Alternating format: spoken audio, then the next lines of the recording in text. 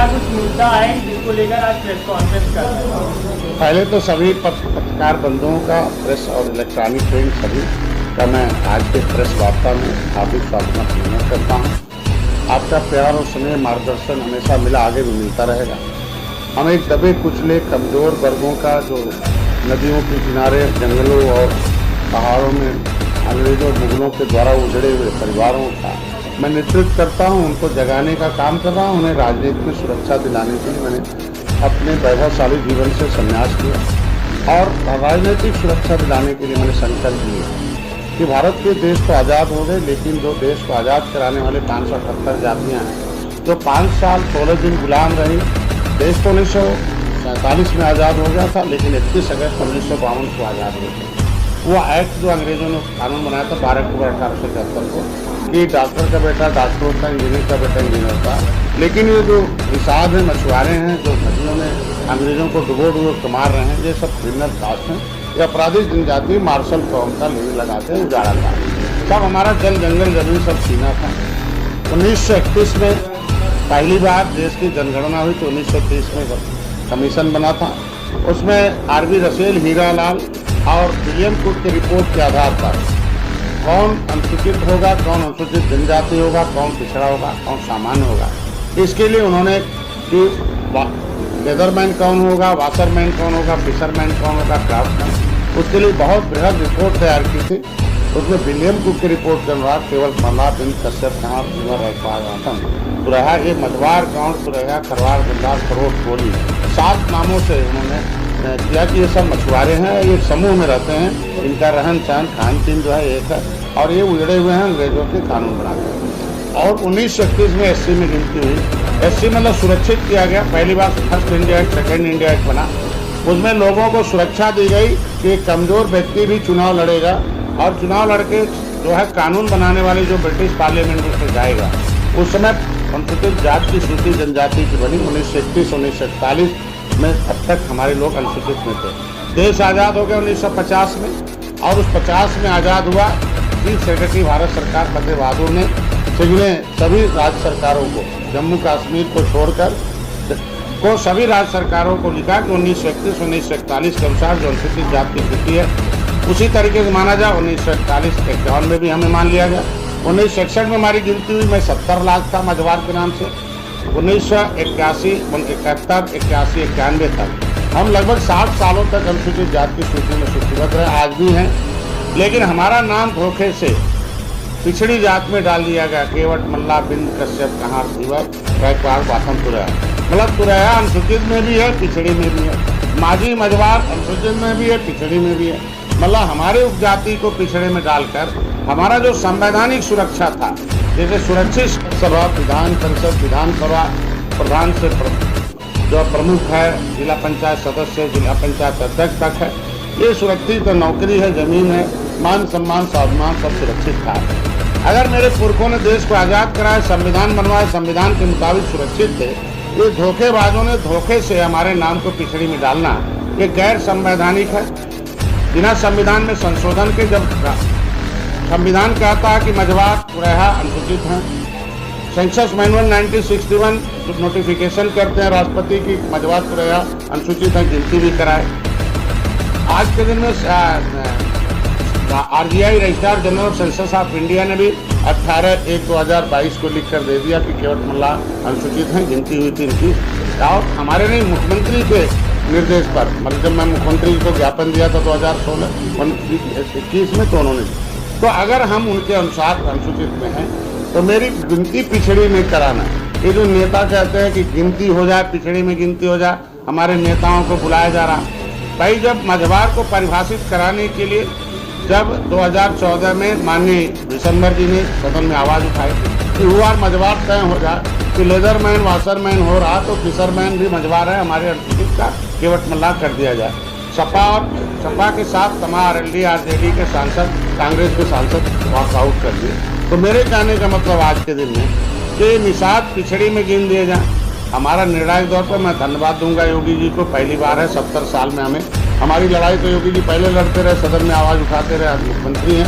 और उन्होंने अपने मुख्यमंत्री काल में लिखा भी आरजीआई को कि बताया जाए कि केवट मल्ला क्या है, दिशा निर्देश जारी किया जाए।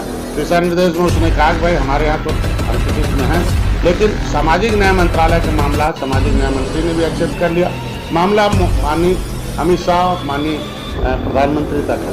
इतना बड़ा देश को आज़ाद कराने वाले 18% आबादी मछुआ समुदाय जो अब 2019 में माननीय योगी मोदी जी को गद्दी बैठाई, 2022 में पुनः सरकार बनवाई, 2023 में, 2024 है।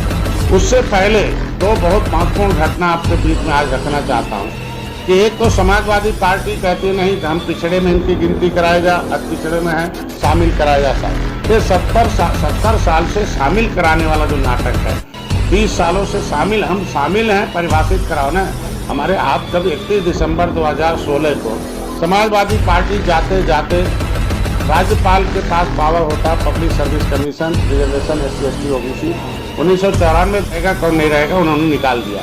अगर समाजवादी पार्टी ने अपने जाते जाते हमें पिछड़ी जात से निकलवा दिया, तो अब पिछड़ी में नाम क्यों ले रहे हैं कि पिछड़े का हम सम्मेलन कर रहे हैं, निषाद जी आ जाओ। इसके मतलब आप धोखेबाजी कर रहे हैं। एक तो सदन में आपने विरोध किया दिसंबर जी के, दिल्ली में हमारी आवाज़ उठी हमें SC का माना जाए, और आप फिर यहाँ हमें निकलवा दिए पिछड़ी से, पिछड़ी निकलवा दिए। पिछड़ी बहन जी स्टे ले लेती थी। तो अगर हम राज्यपाल के द्वारा निकले हैं पिछड़ी से, हम राष्ट्रपति के द्वारा नोटिफिकेटेड अनुसूचित में, हम संविधान में अनुसूचित हैं, आज के दिन में RBI ने भी लिख दिया है, तो मेरी गिनती अनुसूचित में होनी चाहिए जो हर 10 साल बाद होती है। ये हमारा मामला फाइनल हो जाए। इसमें दो महत्वपूर्ण घटना में एक तो ये बता दिया समाजवादी पार्टी के लोग नाटक कर रहे हैं और हमारे समाज के कुछ नेताओं के माध्यम से दुष्प्रचार कर रहे हैं। हम कहते हैं कि जिसकी बढ़ता हुआ कद है, काम करता है, निश्चित रूप से इसके खिलाफ तमाम शक्तियाँ होती है, लेकिन सही बात भी तो बोले कि हमने निषादों के साथ धोखा किया है, 30 साल तक नौकरियों पर इनकी लूट मचाई है। सामाजिक न्याय मंत्रालय से कहता है कि अपनी संख्या से लेदरमैन अपनी संख्या से 100 गुना ज़्यादा नौकरी में, मिल्कमैन 100 गुना ज़्यादा में है। तो वोट तो सबने दिया, तो हमारा कहाँ चला कि हम 100 गुना पीछे हो गए, ये जवाब तो उन्हें देना पड़ेगा। दूसरी बात, हमारा जो संवैधानिक अधिकार छीना गया कि हमें हमारे पास करीब भाई आरक्षण संविधान में सब मतलब बराबर विधान मतलब कानून से लोगों को बराबर किया जाएगा, ऊपर वाले से सहयोग लिया जाएगा, नीचे वाले का आरक्षण देकर ऊपर किया जाएगा, उसे भी लोकसभा में जाएगा। लोकसभा में हमारा बिरादरी लड़ेगा, वहाँ बड़े लोग नहीं लड़ेंगे, तो जीत जाएगा। राज्यसभा में, विधानसभा, विधान परिषद में। तो आज के दिन में आरक्षण में हमारा संवैधानिक आरक्षण चाहिए, न कि पिछड़ी जात का आरक्षण। दूसरा, एक भारतीय जनता पार्टी के नेता है जो 2017 में भी कमल के विरोध में वोट डलवाए, 2022 में भी डलवाए। अभी भी वो एक ही बात उल्टा पुल्टा कहते, भाई निषाद पार्टी के डॉक्टर संजय खराब हैं, निषाद पार्टी के उनके साथ जो उनके बेटे खराब हैं, निषाद पार्टी के कार्यकर्ता खराब हैं। तो भारतीय जनता पार्टी तय कर ले कि अगर हमें खराब है तो हमें हटा दें कि नहीं, आज के बाद आपके साथ गठबंधन नहीं रहे। या तो नेता से ले अपना वोट ले लें, या तो फिर अगर पार्टी के साथ है तो हमें भारतीय जनता पार्टी के जिलाध्यक्ष मीटिंग लगा के और वहाँ अपने मन से कहे कि निषाद पार्टी के खराब लोग हैं, तो अगर खराब है तो हमारा साथ हमें हटा दें कि नहीं डॉक्टर साहब आपकी ज़रूरत नहीं है, हम अपने नेताओं से वोट ले लेंगे 2024 में। तो अगर मोदी जी का चुनाव हो, यहाँ उत्तर प्रदेश का चुनाव तो हो गया, अब मोदी जी का चुनाव है तो तरह तरह के तमाम छोटे छोटे नाटक कर रहे नेता लोग। तो ये समाज पार्टी भारतीय जनता पार्टी भी तय कर ले कि हमने अपने आरक्षण किया कि माननीय गृह मंत्री ने, प्रधानमंत्री ने कह रखा है कि भाई ज्ञापन तो आप दे दिए, धैर्य रखो कि जैसे अपर कास्ट का हो गया कुछ समय बाद आपका भी हो जाएगा, अगर अपर कास्ट का हो गया, महिलाओं का हो गया। तो आज के दिन में हमें पूरा विश्वास है कि माननीय मोदी जी, अमित शाह जी हमारा भी आरक्षण का मुद्दा हल कर देंगे।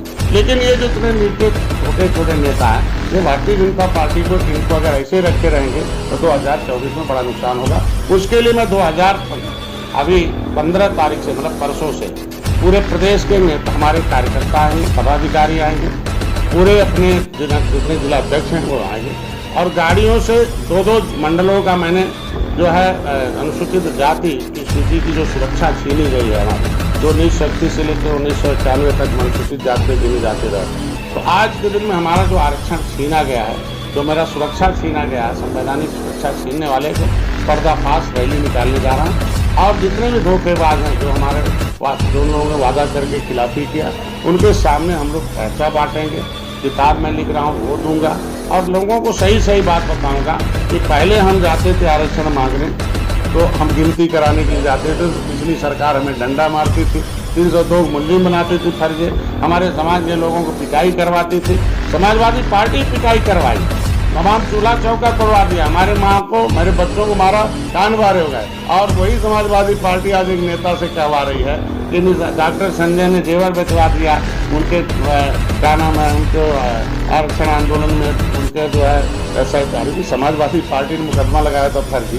50,000 लोग गए थे रेल पर अपनी मांग करने। रेल तो भारत सरकार का होता है ना, उत्तर प्रदेश का तो होता नहीं है। उत्तर प्रदेश सरकार की पुलिस क्यों गोली चला दिया वहाँ? उनके खिलाफ 156 दाखिल है। कोर्ट ने मांग लिया कि नहीं, पुलिस वालों ने गलत गोली चलाई, 302 मुलजिम पुलिस वाले हैं। अब तो हाईकोर्ट तय करेगा ना, मुलजिम डॉक्टर संजय हैं पुलिस वाले हैं। तो आज के दिन में समाजवादी पार्टी दोहरी नीति करती है कि उन्हीं नेताओं से कहवा रही हमने गोली चलवाई समाजवादी पार्टी के समय, फर्जी मुकदमा उन्होंने लगवाया, महिलाओं की पिटाई हमारे समाज के उन्होंने करा। ये सारी बातों का पर्दाफाश एक तरीके से हम लोग मछुआ SC आरक्षण, एक तरीके से जितने भी आरक्षण छीनने वाले धोखेबाजों का जितने भी पार्टियां हैं उनका पर्दाफाश एक रैली चल रहा। वो 15 तारीख को यहाँ से सुबह 10 बजे निकलेगा और प्रदेश के लोग जाएंगे। और गोरखपुर और बस्ती मंडल का जो 2 मंडलों का एक रैली एक जगह है, वो फरीदाबाद में होगा। 2 मंडल फिर 31 तारीख को हमारा बनारस में है। बनारस और आजमगढ़ मंडल का है, वहाँ निषाद राज घाट एक है, वहाँ बहुत पहले तो 1911 में हुआ था। फिर हमारा मिर्जापुर और इलाहाबाद का मंडल का है, वहाँ हमारे गंगा के किनारे जो है संगम पर होगा। ये हमारे जितने मछुआरे हैं इसका पहले तो एक आरक्षण का था। दूसरा अभी हमारे यहाँ उत्तर प्रदेश में जब से मैं मंत्री हुआ, मछुआरों के कल्याण के लिए मछुआ कल्याण कोष के साथ साथ एक निषाद राज बोर्ड योजना की स्थापना है, जिसमें उसका कल एक शासनादेश हो गया कि उसमें शासनादेश में हम लोगों कैबिनेट नोट था, उसमें था कि उसमें क्यों गरीब को कैसे मिलेगा ये तय हो जाए। लेकिन जान ही रहे हो कि आज के दिन में अधिकारी कर्मचारी किसी मन नहीं है रोज से, उसको अभी पहली सफलता मिली है कि कल एक शासनादेश जारी हुआ कि उसमें कोई ठेकेदार, कोई बड़े लोग नहीं लेंगे, केवल जो अंत्योदय वाले हैं उन्हें पहले दिया जाएगा, फिर BPL को दिया जाएगा, आवासीय को दिया जाएगा। तो उसमें होगा 3,000 राय हम उन्हें देंगे और सुरक्षा जैकेट के साथ देंगे। तो पहली बार है कि कम से कम निचले पावदान पर रहने वालों को उनके लिए वो खाता नहीं खुला था। एक साल की गलती थी, मतलब एक गलती हो गई थी कि एक दिन बात पहुंचा कि फाइल जो क्योंकि सदन जब बजट का चलता तो बजट में खाता खुलता, लेकिन मैं धन्यवाद दूंगा मुख्यमंत्री जी को, बीच में खाता खुलवा दिया। अब मछुआ कल्याण कोष का शुरू हो गया परसों से। उनके इलाज के लिए पैसा 5 लाख रुपए तक का हम किसी भी तरह से उनका इलाज होगा, उसका कोई फॉर्म है। उनके पढ़ने के लिए है, कोचिंग के लिए है। कहीं भी स्कूलों में हमारे समाज के लोग गरीब के बच्चे पढ़ रहे हैं तो उनका फीस हम दे देंगे, उनका ड्रेस दे देंगे, उनका फीस जो है कोचिंग अगर अच्छा कर रहा बच्चा पढ़ने में मेधावी है उसकी कोचिंग का फीस हम देंगे, आगे बढ़ाने का व्यवस्था करेंगे उसके। और उनके मकान नहीं है तो जल आवास देने की बात हो गई है। और उनके महिलाओं के सशक्तिकरण के लिए हम लोग लगभग 1,000 के एक उनके जो हमारे यहाँ एक माननीय प्रधानमंत्री को धन्यवाद दूंगा कि किसान क्रेडिट कार्ड जो था KCC, उसमें जिनके पास खेती थी उन्हें तो 1,60,000 मिलता था खेती के आधार पर, लेकिन हमारे लोगों पर खेती तो छीन ली गई थी। जो अंग्रेजों ने छीना जब 5-6 के नाम से था और बसपा बहुजन समाज पार्टी आई जो वो भी था वो भी छीन लिया, वो राज्य सरकार को कर दिया। मतलब एकदम भूमिहीन है। तो ऐसे भूमिहीनों को आधार कार्ड के आधार पर अगर वो हमारे क्षेत्र में व्यवसाय करना चाहते हैं मछली क्षेत्र में, 1,60,000 रुपये उन्हें किसान क्रेडिट कार्ड को बिना गारंटी के दिया जाएगा। ऐसे 1,000 महिलाओं को हम लोग 3,20,000 रुपये के उनको हम लोग दे रहे हैं, 1,60,000 रुपये देंगे उनको हम इनपुट के लिए। और बड़े बड़े जो जलाशय झील हैं उसमें तैरते बड़े बड़े तो ठेकेदारों से ले लेते हैं, लेकिन गरीब बेचारे किनारे रह के नहीं रहता। तो जलाशय में 10% जलाशय जो बड़े बड़े डैम हैं या जलाशय उसको रिजर्व कर रखा, उसमें 10% हम तैरता हुआ जलाशय, प्लास्टिक का आजकल नया टेक्नोलॉजी आ गया, उनको हम महिलाओं को देंगे जिससे उनका सशक्तिकरण हो सके। और उसमें से हर जिले से 50-50 लोगों को हम एक स्किल डेवलपमेंट के लिए व्यवसाय कर सकते किसी क्षेत्र में, उनको हम हर जिले से 50 लोगों को ट्रेनिंग कराने की एक अलग से व्यवस्था की है कि इस प्रदेश में भी होगा और दूसरे प्रदेश में भी होगा। महत्वपूर्ण था कि कल नहीं परसों हम लोग इस रैली को पूरे प्रदेश के हर 2-2 मंडलों के बीच में जाएंगे, उसके बाद फिर दूसरे मंडल